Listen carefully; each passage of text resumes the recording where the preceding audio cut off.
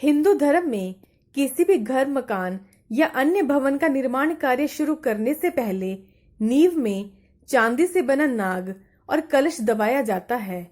हालांकि कई लोगों को इसका मुख्य उद्देश्य मालूम ही नहीं होता।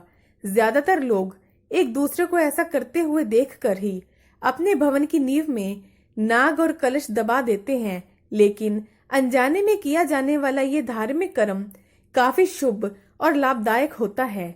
जमीन के नीचे स्थित है पाताल स्वर्ग।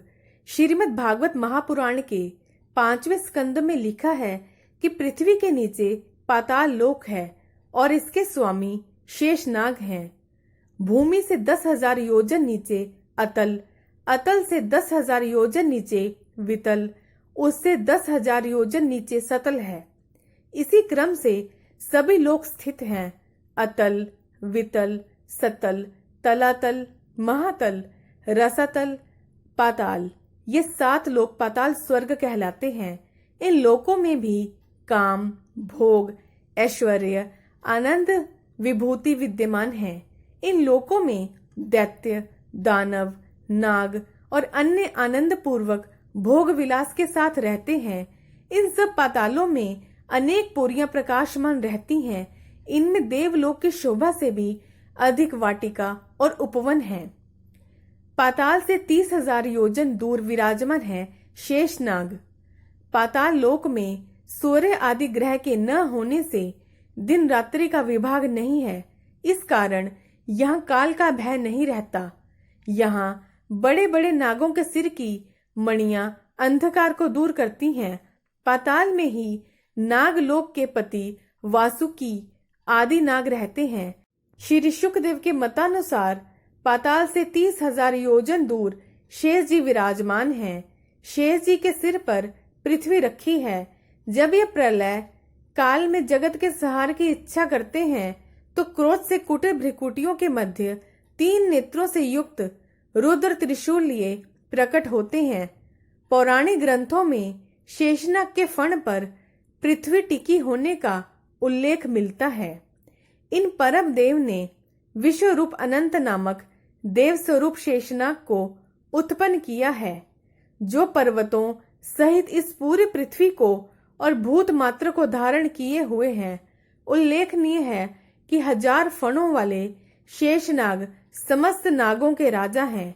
भगवान की शव्या बनकर सुख पहुंचाने वाले उनके अनन्य भक्त हैं और कई बार भगवान ने साथ साथ अवतार लेकर उनकी लीलाओं में सम्मिलित भी रहते हैं। श्रीमद् भगवद गीता के 10वें अध्याय के 29वें श्लोक में भगवान श्री कृष्ण ने कहा है कि मैं नागों में शेषनाग हूँ। इस मनोवैज्ञानिक विश्वास पर आधारित है नींव पूजन।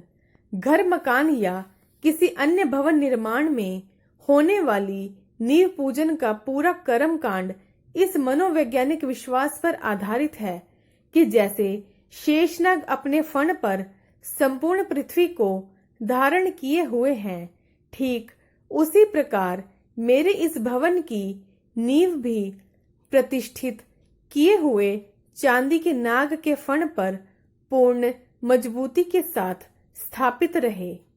शेषनाग क्षीर सागर में रहते हैं, इसलिए पूजन के कलश में दूध, दही, घी डालकर मंत्रों से आवाहन कर शेषनाग को बुलाया जाता है ताकि वे साक्षात उपस्थित होकर भवन की रक्षा का भार वहन करें। विष्णु रूपी कलश में डाला जाता है लक्ष्मी रूपी सिक्का। नींव पूजन में भगवान विष्णु रूपी कलश में माता लक्ष्मी स्वरूप सिक्का डालकर पुष्प और दूध अर्पित किया जाता है, जो नागों को अति प्रिय है। भगवान शिव का आभूषण तो नाग ही है। इसके अलावा प्रभु श्री राम के छोटे भाई लक्ष्मण और भगवान श्री कृष्ण के भाई बलराम शेषनाग के अवतार ही माने जाते हैं। इसी विश्वास के साथ नींव पूजन में चांदी का नाग और कलश दबाने की यह प्रथा जारी है। दोस्तों, आपको यदि मेरी वीडियो पसंद आती है तो प्लीज चैनल को सब्सक्राइब करना बिल्कुल ना भूलें। वीडियो को ज्यादा से ज्यादा लाइक करें, शेयर करें। आपका बहुत बहुत धन्यवाद।